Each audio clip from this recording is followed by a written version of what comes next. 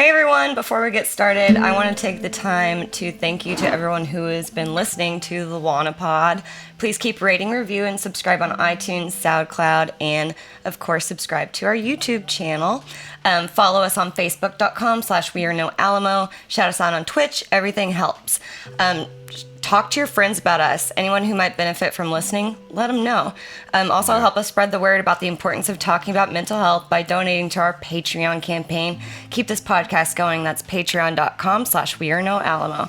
And since you've been listening, know that sometimes we joke about suicide and death and other difficult mental health issues. But we want to know that we don't really take it lightly, and we're concerned about you and the rest of our listener base. If you're having suicidal thoughts or a plan, stop listening to this podcast and call 1-800-273-TALK. That's what's scrolling at the bottom of your page, guys. Or text HOME to 741-741. It's a National Suicide Prevention Lifeline. They provide 24/7 support to people in crisis situation. Remember, this podcast is about opening up the conversation, and it's easier to talk about hard stuff when there's a little laughter involved. Remember, want to stay with us? You're not alone, because we are no Alamo. Welcome again with my co-host, Matthew. Welcome, Matthew. Why, thank you very much. And as Pleasure always, to be here. Donnie. What's up, Donnie? Hey, everyone. Hey, everyone. How are you? Hi, Donnie. What? We're happy to be here. It's my turn to talk. I know, right? How are you doing today, Matt? I'm doing fantastic. Yeah. How's your week going? I've had a better week, but I've had worse weeks too. So, Happy you're here. middling. I'm happy to be here. Cool. All right. First off, social media shout out to Salvador E. Number one, thank you for listening, and all the other listeners out there. If you have any questions or topics that you want to hear discussed on the podcast, email us at wearenoalamo@gmail.com. So social media shout out for the week. Salvador says, number one, shout out to Beto Work. Everyone, I hope you're registered to vote. Hope you vote in November. So Salvador, you know what? What is the statistic? Like 1 out of 3? Hey, Matt. Yo, Ask me if I give a shit about voting. do you give a crap about voting? I don't give a shit about voting. You need I to didn't think listen. so. I'm a piece of shit. I want to hold my thoughts on that. Oh my God. So, Salvador, thanks for working on the Beto campaign. So he says, number one, is there a line between depression and self-pity? And if so, is it clearer or more vague than we think? Number two, is there an appropriate behavior towards those who suffer from either depression or looking for self-pity? How do we distinguish that? So from my perspective, like, depression is very constructive in like diagnosis, but that's only because I visited like psychiatrists and psychologists. To a professional? Exactly. Professionals who, deal with this all the time. Yeah. If you're depressed, are you exhibiting signs of depression? Losing, happiness and things you once loved to do, separating yourself from friends and family, kind of pushing away. Where self-pity might be kind of acting out.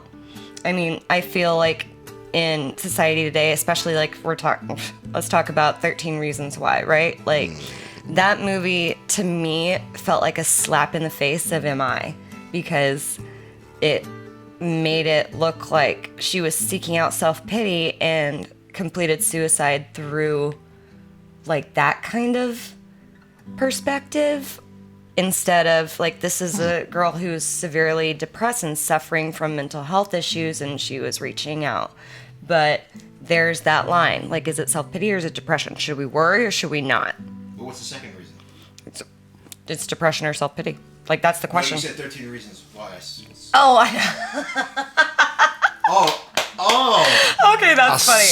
Okay, that's funny. It used to be a book, and it got made into a Netflix show. Reasons. I know, right? Yeah. So Sorry, it's about everybody. this girl who completes suicide, and she leaves like a strew of clues as to why she completed suicide. When like, you can have help, and there's help out there. All you have to do is like ask it. I was giving a stinger there because I don't really believe that Netflix has any way, shape, or form with their giant powerhouse of what they have to them. They don't understand what depression Cheers, everybody. is. I just feel like it shouldn't. I don't know. I go to Netflix for all of my mental health needs. If you do that, you probably should be in a hospital. I mean, No offense to anybody. Maybe that's why I'm not in the hospital right now. It's because I'm not addicted to Netflix. I watched 13 Reasons Why, and I don't know. There was something about that show that I know it's fiction, it's fake, right? Yeah. But like, at least try. Exactly. There was a lot in that show where I was like, okay, they're touching on really, really heavy topics here, but I'm not buying like the acting or the credibility. Like, put the amount of money you put into an Avengers movie into a movie about that, and then we'll talk. Don't throw like, oh, I'm from the Disney Channel. Here's how I cut myself. Like, no, I just don't. I don't agree on that stuff. No, I just found personally. Sorry to interrupt everybody. But to me personally, I thought that TV show did a disservice speaking to somebody like, if you're contemplating or thinking about things like that, I think it was not necessarily talking about the other things you could be doing. And that was the issue. Like, it's talking about a really hard subject that's really difficult, and it happens a lot in the society that we live in, unfortunately. But it's not giving the kids, like, it wasn't talking about, it was almost idealizing what she did, because she was able to get back at the people that hurt her, which isn't what happens when you commit suicide. So it's kind of like idealization. Attempt or complete. Yes, either or. Yeah. It's not necessarily even talking about the subject at large, which is, there's tons of resources out there for everybody. It's and people not a don't good place to really be. know yet, and that's what we're all about. The whole vendetta thing just doesn't really do it. Exactly. It's like you're seeking revenge through. Like, what are you painting here? Exactly. Are you painting an image of somebody who is manically depressed? Or are you painting an image of somebody who has just an agenda? And that's why I really like this question, because people do, my mom faces it all the time. Like, are my students, accurately describing their depression symptoms, or are they actively seeking out, some sort of validation or a form of, self-pity or whatever? Like, what is that line? And I think it's very clear whenever you have the training and the resources available to recognize the signs of depression and people who are, prone to suicidal ideation, going through a hard time. Like, what are the hardest things? Like, what is it? Getting married, moving, and losing or finding a job? Yep. Life, bro. Like the life, the main How life about life things. in general is hard. Exactly. What I would give to go back It's all about and coping. Just be young again and not be that kid who was like, I just want to be old. I know. I wish someone would slap me as a gosh. kid every time I said, I can't wait to be an adult, make my own decisions. Hey, I here's wish a I would have bill, gotten baby. smacked across the face for saying that. Yeah. Yeah. Oh, you want to pay rent? Oh, you want to buy your own food? You want to you cook want a every car? meal? Yeah. No, thank you. It was so nice being 12 years old, having all that provided for you. I remember when Exactly. I remember coming from a home that was so like Italian and Spanish, so the cooking was on point all the time. Oh, Yeah, man. I Then hear going that. to college and living on ramen. Oh, the It's worst. like the Twilight Zone right now. It's like- so the Twilight Zone. Like pasta primavera, and then just pouring Ramen. Hot do it. water on noodles, or if you're not in the good state of mind, just eating the packages. Do what we can with the resources we have. Putting that MSG and cancer powder all over my. Oh my noodles. god. And it's so good. I'm not gonna lie. It's good. Good. Everything's gonna give me cancer. Y'all, you ready for You Wanna Weigh In? Yeah. Maybe. All right, we got Let's do it. We got a two-parter Wanna Weigh In today. Hashtag Wanna Weigh In.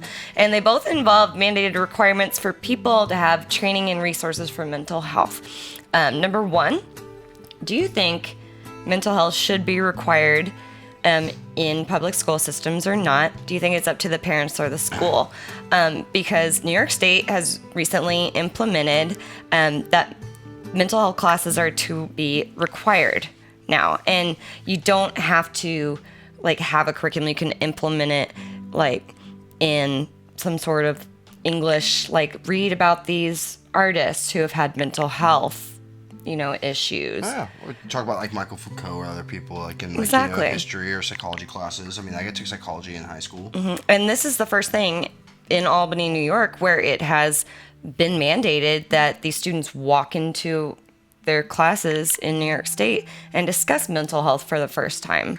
Fantastic. I mean, Donnie, you got a family, bro. What do you think?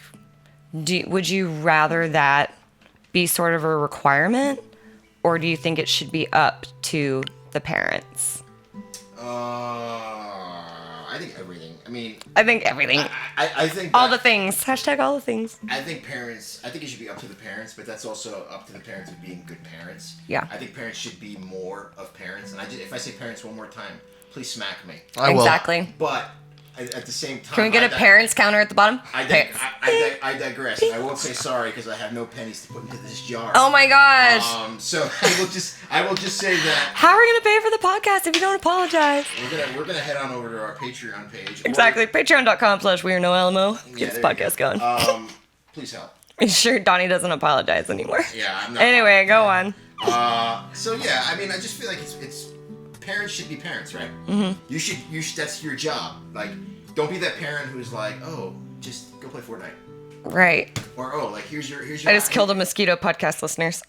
Here's your iPhone 10,000. Go. Mm-hmm. You know, like be a parent. Like be involved. It's That's a big ask for some people. It shouldn't be. It's not as easy as me being this douchebag on a podcast right now saying that. Right. But I make it a goal of mine. My daughter is 3 months old now. I make it a goal of mine to be a parent for her already. And I know it's going to be hard. And I know times are going to get tough. And I know there's going to be moments where I'm like, God, I hate puberty. Yeah. Yep. But you still got sex ed. But yeah, exactly. But I just feel like, just be a parent. Yeah. If you have to have a say, but you also have to play the game as well. Yeah. And personally, thanks for sharing that, by the way. I mean, there's been a 30% increase in suicide rates since 2000. And that's not fake news. That comes from a statistic conducted by the Center for Disease Control and Prevention. So for me, it's a definite yes, because in my family, it has become critical and essential that we talk about mental health in order for me to be okay and not compare myself to like normalcy in our family where my sisters are, you know, in stable relationships and engaged and like have their houses and whatever. It's just like that hasn't been my life, and it's been a journey and a struggle, but one that I can appreciate now because my family is finally like making an effort. Where just like when I got diagnosed with celiac disease back in 2009, they were like, come on, gluten-free, like that's trendy, baby. Like just trying to be cool. Just trying to be cool. I have a friend of mine who got diagnosed, and she with celiac disease or am I? Celiac. And she was just eating Lucky Charms all the time. Oh god. Sounds about right. Yeah. And that can't be good for you. Well, no. But cereal is so good. But it is delicious. It's so good. We don't want to talk about Cookie Crisp on this podcast. No, dude. I'm sweating. It's a trigger warning. Trigger warning. Don't even. Cookie Crisp. Cookie Crisp. You want to talk about depression? Look at what Paige put on this podcast. Oh my gosh. A bowl of Cheetos. Flashback. Cheetos are gluten-free, everybody. Look at that. It's just neon. This gives me this gives me depression. So Let's get the camera to focus on it makes me happy. It's like it's a throwback to our first podcast with Donnie and I because I was like, "What? It's gonna be cool. I got Cheetos in the house. Let's throw down some Cheetos." Wasn't I popping goldfish? Yeah, dude. Yeah, there's a lot of orange food. There's a lot of orange food in my house at that time. I was just like, just popping them in my mouth. Boom. All right. So, second question. Want to weigh in on mental health training requirements and officers? So, please and thank you. NBCFW. Shout out to McKinney Police. So, which is in Texas, y'all. It's in Texas. Y'all. Outside of Dallas. Yeah. So we talked about a little bit about like triggers and how family can be really hard sometimes. I went to a baby shower recently and I experienced a panic attack. Like we all understand family. I got a family of women, baby shower. I'm almost 30. We get it, right? Taylor's all this time. So the McKinney police were like had to show up. There was a situation and they took care of us. They took care of my mom and my sister and her boyfriend and I, and we got through that panic attack. And so McKinney Police have a mandatory training requirement. And shout out to McKinney's police chief, Greg Conley, for requiring every officer to undergo crisis intervention training through a week-long program at Collin College, and it's offered several times a year. So it is a requirement that isn't like going to really like inconvenience your life. And you know, like there's this the show called The Fallen, and it deals with police officers, going through on the streets, front lines of people. And really, if you just take the time to talk to the person, then that can be the line between life and death. Are they just suicidal and just need someone to sit there and are okay? And, they asked us okay, what's going on? Are you okay? Do you have a plan or whatever? And they just talked to us. And at the end, we all hugged it out. We got in an Uber and we went home. It was great. Did anybody whip out their cell phones and record? No, I wish. What are these guys doing? I know, right? But let's talk about the language of mental health with WANA. Also, come on, guys, keep writing in. It's amazing. The stories that I've heard and the people who are talking now range between 18 and 16 years old. 18 and 16. We're going back. That's what I like. But I hear the same thing all the time. No one understands. No one knows what I actually do with my life to be okay every day, and I feel alone. So if you were in a situation, a crisis situation when the police were involved and you were having a hard time, you didn't know if the officers were trained in that crisis situation or not. How would that make you feel, Matthew? I mean, I have to go to that situation. I probably wouldn't be in a state of mind to even understand.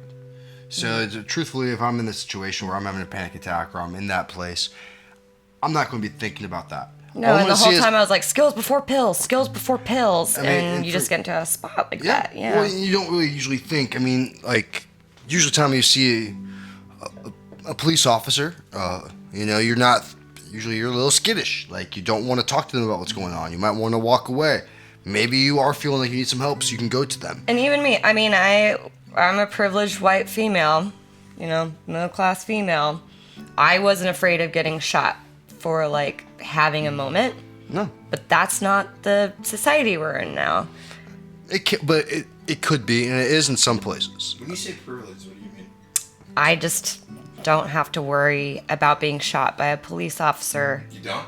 I was not worried at all. I love this. This is why I love being on this podcast. More than anything else, because we can have a real talk, right? That's what it's all about. So open up the conversation. You're not going to. So when you say privilege to me, I say I get it, but at the same time I don't, because you do have a risk of being shot by a police officer. Everybody does, and this is where the problem, I think, begins to initiate. Give it to us. Is that when you put down a word like privilege, you're making yourself sound. I know you're not doing this, right? I know you. I know you're a great person. She's a great human being. By the Thanks, way, everyone. But I agree. But this is what becomes something that is safe or normal for you to say in society, correct? Right. So, because you want to be safe and correct for society. The thing is, though, is that what a lot of people don't realize is when these white people or black people come out and say, I'm a privileged individual, you're only making yourself sound like you're different than the next person. It's exacerbating an otherness that... You don't need to say that. I don't believe myself that I don't need to sit there and say, I'm a privileged white male. I'm a privileged Spanish male. I'm a privileged... Yeah. I think I could just say... I'm a privileged 23andMe. I know what my ancestry is. I grew up. My parents took care of me. They were great. I had a great childhood. So I'm privileged in that sense. But that it stops there. Because if I go and do something in front of a cop that I'm not supposed to, I can get shot. I agree with what you're saying, but I will disagree completely.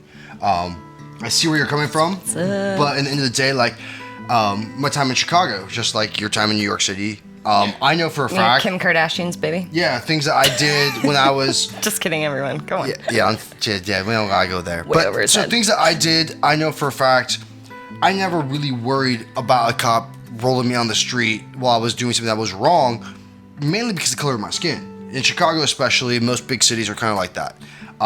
But the same person of a different color in my neighborhood doing the same things I was doing would definitely have gotten rolled up on by a police officer. And that's just the way it was. And I think that's the difference of privilege. It's not necessarily I'm a privileged person because I have... It's not true. I am privileged because of the color of my skin, unfortunately. There are things that society... That's what Donnie was saying, though. Are we perpetuating that? Well, it's systematic. Let's bring it back to mental health. Are we perpetuating that mental health people who are undergoing like mental health issues or have been diagnosed with AMI, that we have a preconceived notion about them. They are fragile. Look at the treatment levels or between minorities and whites. Right. Look at that. There is a discrepancy between who actually seeks treatment and who doesn't. There's also a socioeconomical level along that as well. So so privilege, I agree, isn't the best word that we could use. But I think overall, I don't have to worry about, if I get stopped by a cop, like a speeding ticket, he's not going to pull a gun and walk up to the window on me. I've seen him do that to African Americans just driving down the highway. Yeah. So that is what I mean by... Would you be less afraid if you knew, like now, just like the McKinney police, that they're requiring and mandating mental health training? No. Do you think that would mean like them giving maybe a couple more minutes to figure out like what type of crisis situation this is? No, I don't necessarily. Because they teach de-escalation skills too. But we also, in that one town, maybe. Mm-hmm. But if I'm just driving through and I don't know. But it's a start. It's a start. It's a good place to start. I mean, like, I think it's fantastic. I think it needs to be done more of. I think, just like teachers are taught some of these de-escalation tactics. Like, it's a good place to start. I think they all should be doing it. I still think we have an issue in this country with cops pulling guns too quickly. That's what I'm saying, baby. You go to any other first world country and you don't have this issue. Okay, so I guess let me counteract that right now. So right on. For me, in general, I don't really think the problem is cops. I think the problem actually stems to mental health, and it's good that we're talking about mental health in general, because I think that a lot of these cops that are killing these African American people. Okay, so racism is real. It exists. I know it exists because I've seen it. Yeah, I'm not denying that for 1 second. Hashtag RO. Racism is real. And it's still real to this very day, and I've been to places like... Unfortunately. And if people deny that, then you're just stupid.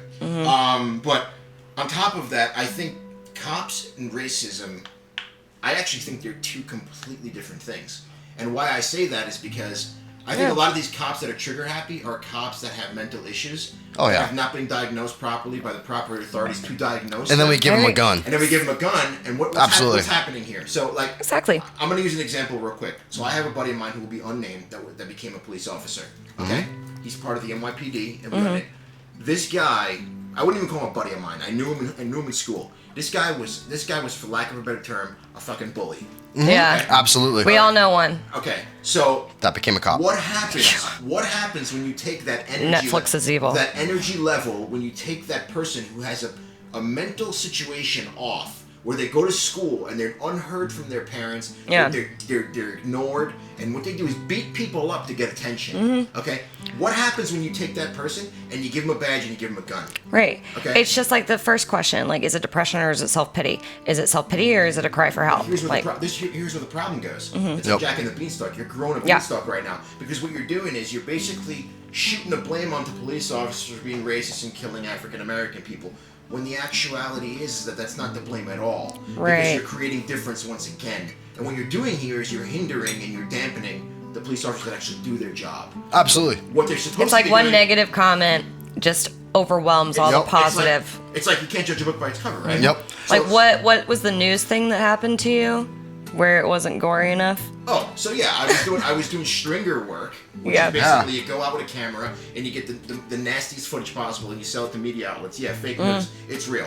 So you literally sit there and you have to shoot the most disgusting stuff possible, and news stations will pay you for stuff that is gorier and actually people will get hits from. Which is not the best thing for society, because we know statistics show, like, the more suicide is in the news, the more we have, like, these, not chameleon, imitation suicides. No, but see, what you're doing now is you're playing into it. You're going into the wrong path right now. Holy shit. What you're doing right now, okay. Shut up, Donnie. So self-awareness isn't what this podcast is about. I'm just kidding. So what you're it's not? So what you're saying right now everything. is totally true. Shit. But what if I told you I love it. that the problem is mental health still? Because these people are getting more hits from people who want to see violence.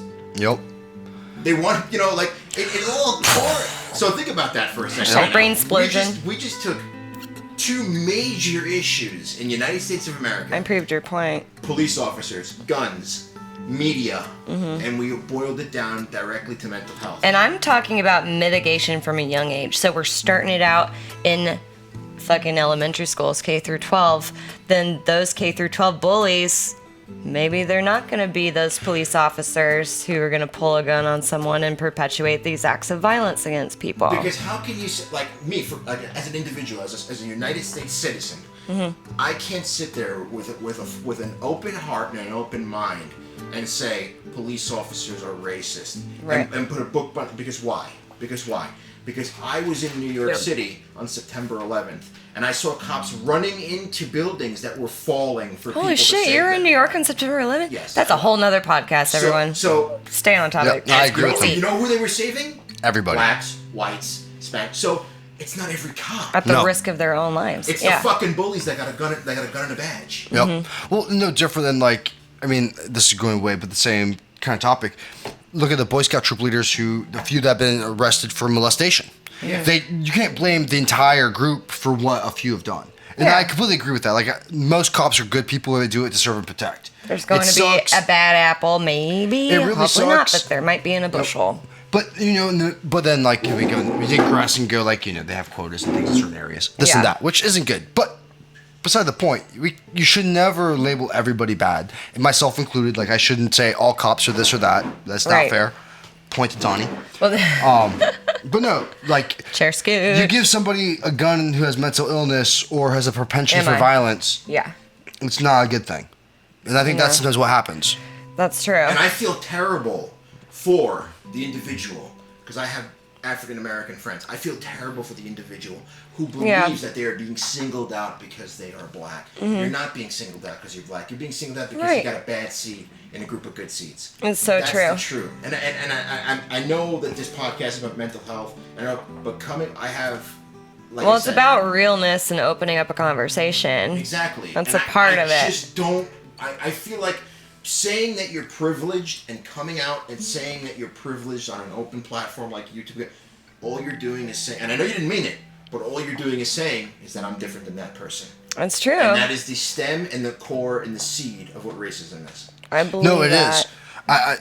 The only caveat I'll throw with that is that in our society, unfortunately, we do have a systemic institutionalization of certain differences between societies or groups of people. And I think in that aspect, we use the word privilege, but I think there's a better word that I don't know. I'm not an English major. No, it's just a word that you're using because that's what everyone uses. Yes. And I have it's not your fault. But there's a better word for it. There has to be. Yeah. But I think there's, like, because the institutions that we've upheld, those institutions are going to be more towards a dominant culture than the subcultures or because the loudest voice isn't always necessarily right, but they are the loudest. But even besides that, I mean, when you have a dominant culture, anything outside the norm gets looked at as an other, and so I think that's what we're talking about overall. And you're right. Otherness otherness always helps the party.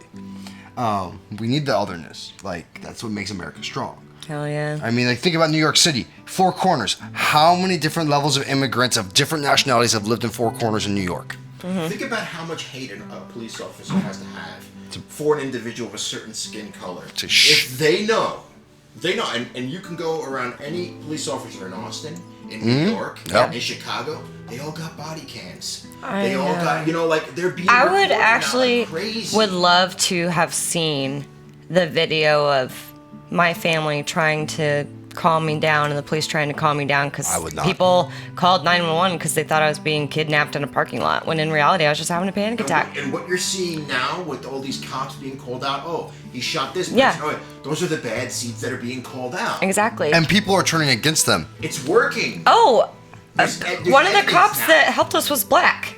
Yeah. Huh. Yeah, that's true. No, but it's actually. It's. Wonder if that was why I was feeling more safe. I just don't. Like I said, I don't get it, and like I've had this conversation with friends of mine that are black. Yeah, and if you have like opinions on this, please comment section. Oh, yeah, start a conversation, and again, love it. We're not. Love it. I don't sit here. No judgment free zone, baby. Not in any way, shape, or form do I say that racism doesn't exist, because it does. It exists in like I come from my culture, my background. Mm-hmm. I have in New York, I had instances where, because I'm Spanish, I would run into an old school Italian guy on Long Island, and he'd be like, "Oh, your people are taking all my jobs." And I'm like, what? Like, that's racism. Yeah, Trump Towers in New York. You're like I'm taking all. I'm not taking your. You know what I mean? Like, it's still there, but it's there. Absolutely. It's categorically, it's there in an old school mindset. Yeah, completely. And there's also, I mean, there's, I think, other factors involved with that we might not want to digress into. Definitely. Let's wrap it up. Yeah, so, let's do that. 'Cause I'll talk mastery all day. and self-soothe. Rock, paper, scissors. Who's go first? Rock, paper, scissors. Rock, paper, scissors. Oh, God. You go first. I'm pretty sure that's not how the game goes. I know. We could be like doing the same thing, everybody, so you know. I'm pretty sure I just got that on camera. So Yeah. I know you did. I'm gonna make sure. If you want to see. It's pretty ridiculously awesome. So no, I'll go first. Time. So self-soothe? What do Yeah. you want me to tell you about self-soothing? What is self-soothe to you? What do you do on the daily that will calm you down and make you feel good about yourself? So I have two things. Well, that calm me down after a hard day. What are you going to do in the next 24 hours? I run until I can't think anymore. That's my number one. Like, I run until my thoughts stop. Head thoughts. All those thoughts in the back of your head, that's why I wait till the Hashtag turn. head thoughts. Yep. Or I I don't know lose why my... that's so funny to me. I run until my mind beings I run- start punching my brain. Yep, pretty much. That or, It's amazing. I'll be honest, I play video games. I turn off, put the headset Okay. on, and I don't want to deal with the outside world for a few hours. Turn it off. I love it. Book, game, but running's my number one, then the other two fall after that. So I'm going to run the next 24 hours. Get Hell those yeah. head thoughts out of your head. Oh yeah, get them head thoughts out. What's going to be your mastery? Oh, my mastery. What's mastery to you? I don't know because I've never reached it, but it would be the day that I can sit still for more than 2 hours without going crazy. All right. Well, for the next 24 never gonna hours happen. in dialectical behavioral therapy, DBT, we learn about mastery. So the next 24 hours, what are you going to push yourself to do? That you need to do and you want to do, and nothing's going to stop you from it. I'm gonna run. So running is both your mastery and self-soothe. Yeah, that's Awesome. my number one. Are you done asking Forrest Gump about what he's gonna do? Exactly. Well, She runs more than me, so don't even act like this. we don't even need to do rock, paper, scissors because I'm the host. So you're going second person. What was it again? Paper. That's a rock. Oh my God, Donnie, Rock go. and paper. Mastery and self-soothe, go. Mastery. Well, we're actually re-recording this podcast for audio technical issues that occurred before, and I had said the Platinum Spider-Man on PS4. gosh, I love it. Spider-Man on PS4. Yes. So yeah, I love you know it. what I'm talking about. Hell yeah. So what's next on that list? Well, I'm gonna try and platinum Assassin's Creed Odyssey. Ooh, that's new. I've been looking at it. Yeah, and that takes place in ancient. I watched the trailer on YouTube. I'm gonna say it out loud, and I love a good video game trailer, dude, because it's always I have all those games. fun. Yeah, Everyone. awesome. I love that. If you haven't played Assassin's Creed Odyssey yet, you need to pick. Don't be default guy character. Don't be No. default guy. It's the ultimate Wonder Woman sim. Yeah. I've heard that. Oh, it is so good. It's in ancient Greece, and it's literally just like your Wonder Woman. It's fucking fantastic. I'm sorry. Yeah. We can curse in here, right? Anyway. Oh, that's 10 cents, Donnie. Oh shit. Yeah. You got one. Yes. I'll put one in for him Put a too. Cheeto in. Accountability. Oh my God. Maron. Accountability jar, everyone. Remember, every time you apologize for things that don't go against your ethics or your moral, you put 10 cents in that accountability jar. Yeah, it's Think true. about those I words. put a Cheeto in. Don't do what I do. Do as I Put say. Cheetos in your belly and dimes in your coin jar. Yeah. And money at the patreon.com/wearenoalamo. And what was the next one? What am I gonna? What was it? Mastery was the podcast. Self-soothe was your video game. Is that what I heard? No, it was two video games. It was Spider-Man, and then it was Platinum. Assassin's Creed Odyssey was something to try and platinum, and then I'm gonna borrow that disc from you when you're done. then what I'm gonna This master. self-soothe is layered. What I will master. Come the end of the month, there's a little. No, this is for 24 hours. Well, I'm Keep it to 24 hours. End of the month. Red Dead Redemption 2 comes out. Yes, it does. And I am going to master that. I'm going to be the ultimate Y'all. cowboy. Why do Yeehaw, motherfudgers. Oh my God. I love that y'all are co-hosts. 'cause And we're I can't weird. even. My mastery is I got through this podcast with y'all again. And Donnie, I really appreciate you re-recording this. And to everyone, thanks for listening again. Like, this podcast is really Yeah, important thank to y'all. us. And we want to do a good job and do right by y'all. So Mastery for me is going to continue my search engine optimization training. And I want to do an hour-long Linda course within the next 24 hours. And then self-soothe, listen to it, and enjoy it. Because I know we got this week. High five. We got it. High five. We did it real good. We did it real good. Well, All right, you guys. Remember, you're not alone because we are no Alamo. we're no Alamo. See ya.